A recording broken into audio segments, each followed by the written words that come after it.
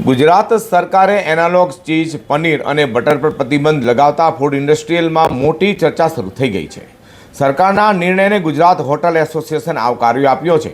જોકે તેની અસર હવે હોટલ, રેસ્ટોરન્ટ અને નાના ફૂડ વેપારીઓ પર પણ જોવા મળી શકે છે. ગુજરાત સરકારે એનાલોગ ચીઝ, પનીર અને બટર પર પ્રતિબંધ મૂક્યો છે. હવે આવા પ્રતિબંધિત પ્રોડક્ટના વેચાણ સામે કાયદેસરની કાર્યવાહી કરાશે.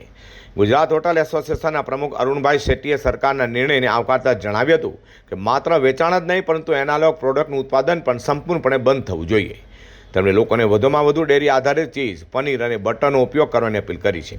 સરકારના નિર્ણય બાદ ડેરી પ્રોડક્ટની માંગમાં વધારો થવાની શક્યતા વ્યક્ત કરાઈ રહી છે.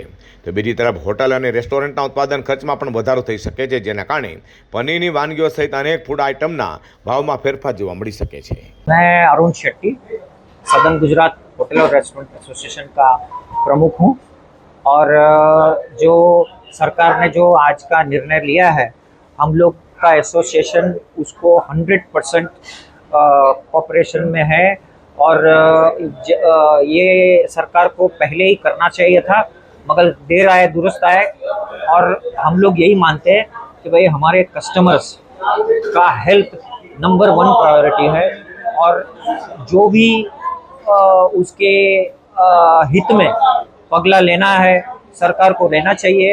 और पहले जो डाउट था कि भाई ये एनालॉग पनीर यूज़ कर रहा है कि असली पनीर यूज़ कर रहा है, तो सरकार ने वो डाउट ही निकाल दिया है.